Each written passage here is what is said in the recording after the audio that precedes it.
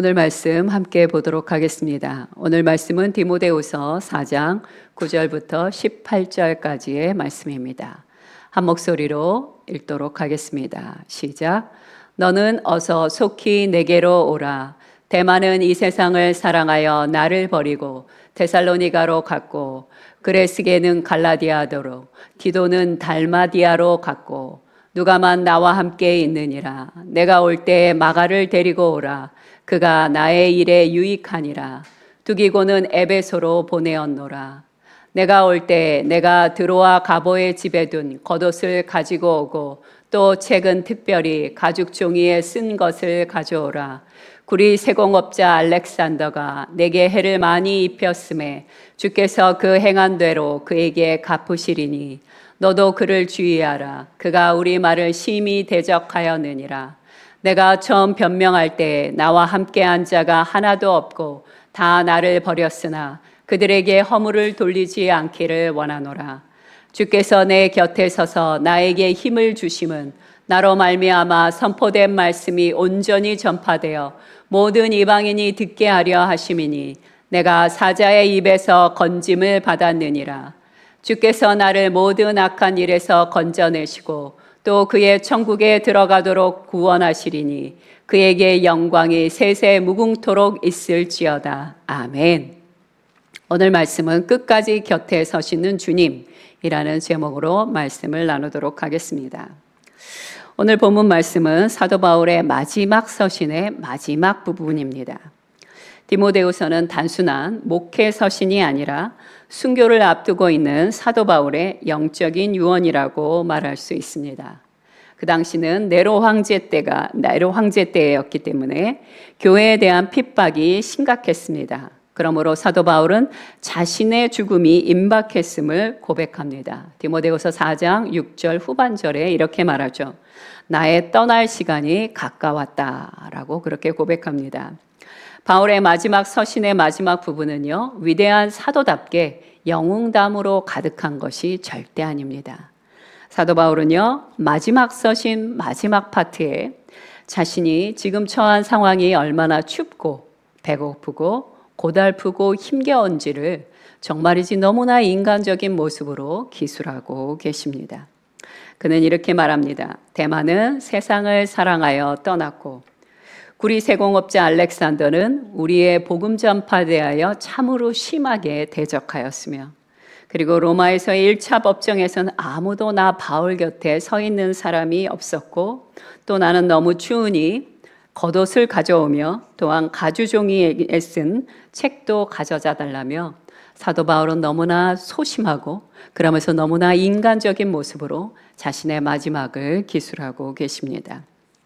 사도 바울은요, 굳이 마지막 서신에 자신을 멋있게 그리고 웅장하게 표현하려고 하지 않았습니다.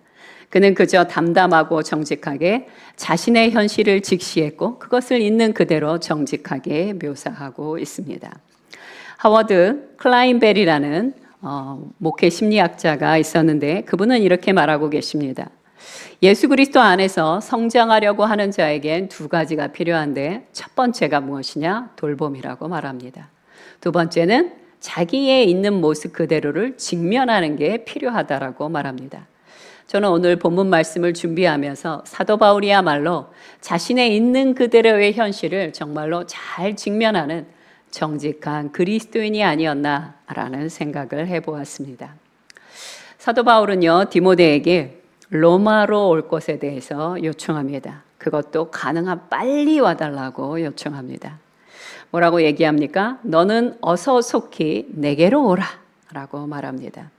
여기서 너는 어서 오라에 해당하는 헬라어는요, 스푸다손이라고 하는데 이 스푸다손은 아주 서둘러서 속히 오라 이런 뜻을 갖고 있습니다. 열심을 내어 너는 최대한 빨리 이곳에 도착해달라는 부탁입니다. 그런데 이 절박한 요청이 21절에도 한 번 더 나오게 됩니다. 우리는 사도 바울이 갇혀있는 로마의 토굴 감옥을 상상할 수 있습니다. 그곳은 어땠을까요? 축축하고 어둡고 추웠으며 그리고 외로운 곳이었을 것입니다. 디모데 전서와 후서의 별명이 무엇입니까? 바로 눈물의 눈물의 서신이라는 말이 왜 눈물의 서신인지를 바로 이 부분을 보면서 우리는 알아차릴 수 있는 것입니다. 또 9절에 이어서 10절에서는 더 안타깝습니다. 이렇게 말합니다. 데마는 세상을 사랑하여 나를 버리고 갔다라고 말합니다. 데마는 어떤 사람입니까? 한때 사도 바울의 사역에 함께 열심히 동참했던 사람입니다. 골로새서 4장 14절과 빌레몬서 24절에 보면 이렇게 데마에 대한 부분이 나오는 것을 확인할 수 있습니다. 그런데 그는 데마는요, 중도에 포기하게 됩니다. 신앙의 가장 큰 위기는 핍박과 고난이 아닙니다. 핍박과 고난보다 더 무서운 것은 무엇입니까? 바로 세상과의 타협입니다. 오히려 우리가 고난을 당할 때는 하나님 앞에 돌아와 회개하고 다시 한번 연단을 통해 단단해질 기회를 얻게 되지만 이 타협은 어떻습니까? 타협은요, 그가 누구이든 안락함의 타협, 부요함에 대한 타협, 그것이 무엇이건 세상과의 타협은 성도들의 마음을 참으로 무덤덤하게, 무디게 만들어준다는 것입니다. 데마는요, 단지 바울만 떠난 것이 아닙니다. 그는 세상을 사랑함으로 말미암아 하나님까지 저버렸음을 알 수 있습니다. 그는 한때 바울을 돕는 자였으나 이제는 신앙마저 버리고 자신의 고향인 어디로 갔습니까? 멀리 가게 되는 것입니다. 디모데후서 4장 10절 후반절 말씀 함께 읽어보도록 하겠습니다. 시작. 그레스게는 갈라디아로, 디도는 달마디아로 갔고.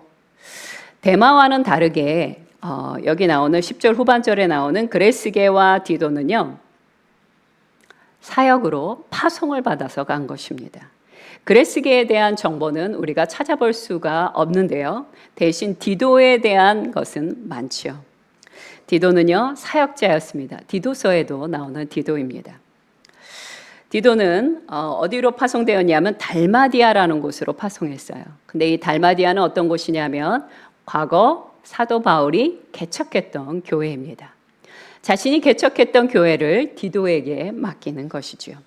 사실상 디도는 오늘날의 유럽이라고 불려지는 그 지역을 집중적으로 사역했습니다. 디도에 대하여 수많은 연구를 했던 신학자 핸드릭스는 디도에 대해서 다음과 같이 묘사합니다.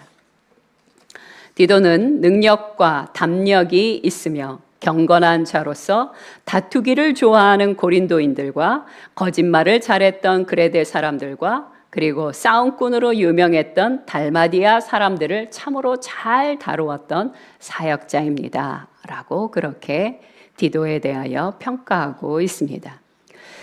이렇게 디도가 사역을 위해서 떠난 것을 사도 바울이 모를까요? 너무 잘 알고 있습니다. 하지만 중요한 것은 무엇이냐? 사역을 위하여 떠났다 할지라도 지금 사도 바울에게 있어서는 외롭다는 사실입니다. 11절에서 바울은 이렇게 말합니다. 누가만 나와 함께 있느니라. 그 유명한 누가가 나옵니다. 누가는 어떤 사람입니까? 누가복음과 사도행전의 저자입니다. 또한 바울의 전도 여행에 끊임없이 함께 동행하고 사도 바울을 수행했던 그런 사람입니다. 단순한 동행이 아니었죠. 팔레스타인에서 로마까지 멀고도 험한 해상 여행에 그는 목숨을 내걸고 끝까지 사도 바울과 함께했던 사람입니다. 그는 바울과 함께 복음을 전파했던 선교사였고 골로새서 4장 14절에 언급했던 것처럼 사랑받는 의사였습니다. 누가는 감옥에서 죽음과 대면하고 있는 바울의 건강을 살펴주었고 그 또한 바울의 안위를 보살폈던 최측근이라고 보시면 됩니다. 또한 바울의 1차, 2차 로마 수감 생활 동안 바울의 서신서를 대필했던 것으로 알려져 있고 신실하고 참으로 진실한 하나님의 종이라고 말할 수 있습니다. 디모데후서 4장 11절 후반절 말씀으로 넘어가겠습니다. 시작. 내가 올 때에 마가를 데리고 오라. 그가 나의 일에 유익하니라. 마가는 어떤 사람입니까? 과거, 오래전에요. 바울과의 선교 여행 중에 뭐가 뒤틀렸는지는 모르지만 누구도 허락하지 않고 누구도 동의하지 않았는데 그냥 개별적으로 이탈해 버렸습니다. 그것 때문에 사도 바울이 굉장히 화가 나게 되죠. 그래서 2차 전도 여행 때 사도 바울은 이런 전력이 있는 마가와는 도무지 동행할 수 없다라고 거부를 하게 됩니다. 이것으로 인하여 바나바와 크게 싸움이 일어나 바나바와 따로 선교여행을 떠나게 되는 사건이 벌어지게 됩니다. 그런데 이번에 오늘 본문 말씀에서 사도 바울은 뭐라고 얘기합니까? 디모데에게 로마로 올 때 마가도 함께 데려와라 이렇게 요청을 합니다. 요청했던 이유가 나오는데요. 뭐라고 얘기하냐면 마가가 바울의 일에 유익하기 때문이다 라고 얘기합니다. 근데 여기서 바울의 일에서 일이란 무엇일까요? 이것이 헬라어로 디아코니안입니다. 디아코니안의 뜻은 이와 같습니다. 교회 또는 하나님 나라와 관련된 봉사와 사역이라는 뜻입니다. 즉 이것을 통해서 우리가 추측할 수 있는 것은 무엇이냐면 마가가 과거에는 천방지축, 자기가 원하는 대로 행동하는 사람이었으나 세월이 많이 지나면서 바나바를 통하여 사용되어지고 쓰임받게 되고 그리고 다듬어지고 훈련받게 되면서 그는 참으로 바울의 사역에 참으로 능통한 자, 유익한 자로 변화되었다라는 것을 우리는 추측할 수 있게 되는 것입니다. 이것을 통해 알 수 있는 것은 무엇이냐면 마가처럼 신앙의 초반에는 누구나 실수할 수 있고 잘못된 선택을 내릴 수 있다는 것입니다. 아니, 실수하고 실패하는 게 신앙 초기에는 마땅한 일입니다. 왜요? 초보니까요. 아직 얼마 해본 적이 없으니 당연한 것입니다. 우리 교회 안에는 어떤 모습이 있습니까? 예수 그리스도 안에 용서하는 것과 회복되는 모습이 있습니다. 교회는요, 완벽한 사람들의 모임이 절대 아닙니다. 교회는 어떤 곳입니까? 교회는 완벽한 사람들의 모임이 아니라 용서와 화해 그리고 하나님의 은혜로 세워져가는 공동체입니다. 디모데후서 4장 12절 말씀으로 넘어가겠습니다. 함께 읽겠습니다. 시작.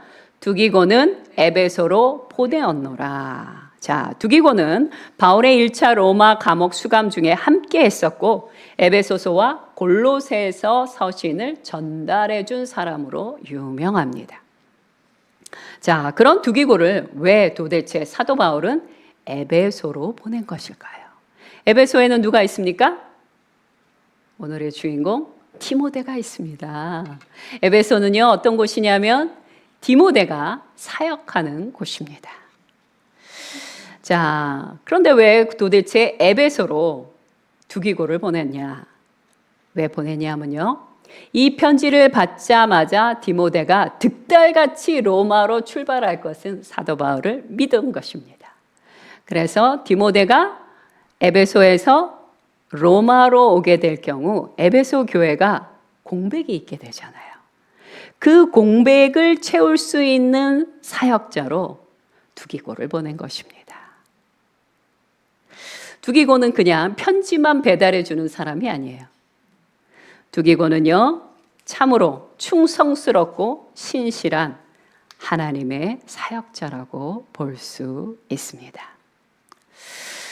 또한 바울은 무엇을 부탁하냐면 디모데에게 로마로 올 때에 드로아 가보의 집에 두고 온 자신의 겉옷과 그리고 가죽 종이에 쓴 책을 가져다 달라고 두 번째로 부탁합니다. 그리고 곧이어 무슨 말을 하냐면요.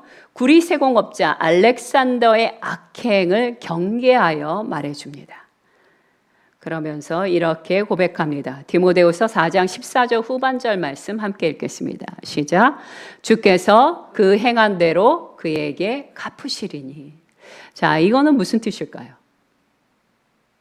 이것은요, 바울이 알렉산더를 개인적으로 보복하지 않겠다는 의미입니다. 사도 바울은요, 하나님의 신본주의 가운데 살아가는 사람이기 때문에 자신의 사역에 해를 끼쳤던 사람에 대하여 어떻게 해요? 개인적으로 보복하지 않고 하나님의 심판에 맡기겠다는 것입니다. 자, 이 부분에서 누가 떠올려집니까? 다윗이 떠올리게 되는 것입니다. 사울왕이 아무리 자기를 괴롭히고 죽이려 한다 할지라도 다윗은 그 심판을 하나님의 손에 맡긴 것이 생각나는 구절입니다. 자, 디모데후서 4장 16절 말씀 넘어가겠습니다. 시작. 내가 처음 변명할 때에 허물을 돌리지 않기를 원하노라. 아멘. 자, 여기서 처음이라는 것은 바울의 로마에서의 첫 번째 재판을 뜻합니다. 또 여기서 보면 처음 변명할 때라고 말하는데 여기 변명하다로 번역된 헬라어 아폴로기아는 법정에서 변호하다라는 뜻으로도 해석되어집니다. 그러니 이렇게 해석할 수 있겠죠. 바울이 로마에서 첫 번째 재판을 받을 때에 아무도 나를 변호해 주지 않았다라는 말입니다. 왜 아무도 변호해 주지 않았을까요? 당시는 어느 때라고요? 네로 황제가 교회를 핍박했던 시절입니다. 그러므로 복음을 전하는 자나 혹은 복음을 전하는 자를 변호해 주는 자나 똑같이 그의 개인적인 삶에 큰 환난이 임할 수밖에 없는 시절이었기 때문에 그러므로 아무도 사도 바울을 변호할 수 없었던 것입니다. 그 사실을 잘 알고 있는 사도 바울은 그러므로 그들에게 허물을 돌리지 말아다오 라고 이야기하는 것입니다.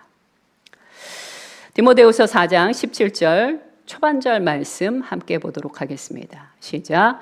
주께서 내 곁에 서서 나에게 힘을 주심은, 자, 제가 아까 뭐라고 말했습니까? 당시 로마의 재판장에서는 피고의 동료들이 나와서 변호를 해줘야 되는데 아무도 오지 않았단 말이에요. 아무도 오지 않아서 정말 아주 안 좋은 상황이었어요. 상태가 정말 안 좋은 상태였죠. 아무도 자신을 변호해 주는 사람이 한 명도 없으니까요. 그런데 그 상황에서 누가 사도 바울의 곁에 계셨냐? 예수 그리스도께서 그와 함께 하셨다는 것입니다. 주님이 내 곁에 함께 하시고 또 뭐라고 얘기합니까? 내게 힘을 주셨다라고 고백합니다. 여기서 힘을 주셨다라는 힘이라는 것은 헬라어로 에네디나모센이라고 합니다. 에네디나모센은요, 능력을 부어주신다라는 뜻으로 빌립보서 4장 13절에도 동일하게 사용되어지는 단어입니다. 함께 보겠습니다. 시작. 내게 능력 주시는 자 안에서 내가 모든 것을 할 수 있느니라. 여러분 머릿속으로 상상이 되십니까? 아무도 나를 변호해 줄 수 없는 상황이었어요. 근데 바로 그 순간에 주님이 내 곁에 함께 서 계셨어요. 그리고 서 계실 뿐만 아니라 나에게 힘을 주셨다는 것입니다. 17절 후반부에는요, 왜 주님이 첫 번째 로마 법정에서 사도 바울 곁에 서서 그에게 힘을 주셨는지에 대한 사도 바울의 해석이 나오게 됩니다. 함께 디모데후서 4장 17절 후반절 말씀 한 번 더 읽도록 하겠습니다. 시작. 나로 말미암아 선포된 말씀이 온전히 전파되어 모든 이방인이 듣게 하려 하심이니 내가 사자의 입에서 건짐을 받았느니라. 아멘. 뭐라고 얘기합니까? 그때 예수 그리스도께서 내 옆에서 힘을 주신 이유는 나로 하여금 이방인에게 복음을 전하게 하기 위함이다 라고 그렇게 말하고 있습니다. 그러면서 뭐라고 설명합니까? 사자의 입에서 나를 건지셨다 라고 얘기하십니다. 이것은 무슨 뜻입니까? 죽을 고비에서 내가 벗어났다라는 뜻입니다. 실제로 바울은요, AD 58년 예루살렘에서 체포되어서 가이사랴로 호송되었습니다. 그리고 여기서 2년간 연금되었다가 로마로 호송되어서 로마에서 1차 재판을 받게 됩니다. 로마에서의 1차 재판에서 아무도 그를 변호해 주지 않았음에도 불구하고 사도 바울은 극적으로 AD 63년에 석방이 되게 됩니다.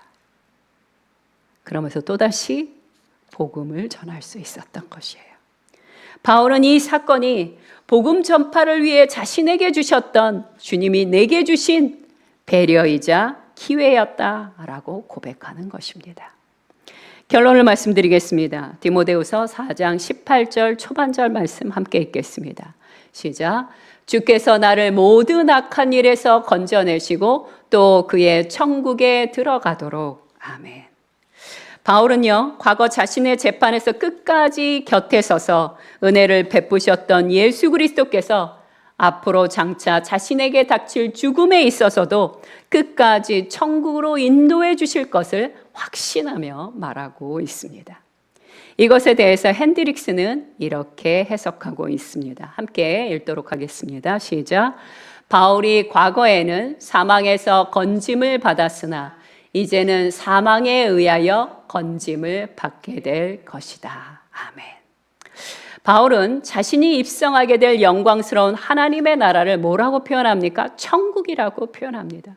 천국은 어떤 곳입니까? 하나님의 영광으로 가득한 곳입니다. 어둠이 없고 고통이 없고 눈물이 없고 아픔이 없는 곳입니다. 지금 이 편지, 서신을 쓰고 있는 사도 바울의 현실은 어떻습니까? 캄캄하고 눅눅하고 배고프고 추운 로마의 감옥입니다. 그러나 그곳에서도 사도 바울은 바라봅니다. 천국을 바라봅니다. 내 아의 평생을 바쳐 주님과 동행하여 살았듯 이제 나의 마지막도 주께서 나를 인도해 주실 것을 소망 가운데 바라보는 것입니다. 결국 사도 바울뿐 아니라 모든 성도의 마지막은 어디서 완성되느냐? 하나님의 나라에서 완성되게 돼 있습니다. 아무리 이 땅에서 주님과 동행했다 하더라도 천국에 가지 못한다면 그것은 완성이 아닙니다. 이 땅에서도 예수 그리스도와 함께 성령의 충만한 가운데에서 누리고 살다가 죽음이라는 그 사건을 통하여 우리는 진정한 하나님의 나라로 들어갈 수 있게 되는 것입니다. 칼 바르트는 말합니다. 함께 읽겠습니다. 시작. 그리스도인의 죽음은 끝이 아니라 하나님의 약속 안으로 들어가는 사건이다. 아멘. 그러므로 사도 바울은 마지막을 하나님을 향한 경배와 찬양으로 마무리합니다. 디모데후서 4장 28절 후반절 말씀을 우리도 함께 읽겠습니다. 시작. 그에게 영광이 세세 무궁토록 있을지어다. 아멘. 함께 기도하겠습니다. 첫 번째 기도 제목은 이것입니다. 우리가 살면서 사람들에게 실망할 때가 있습니다.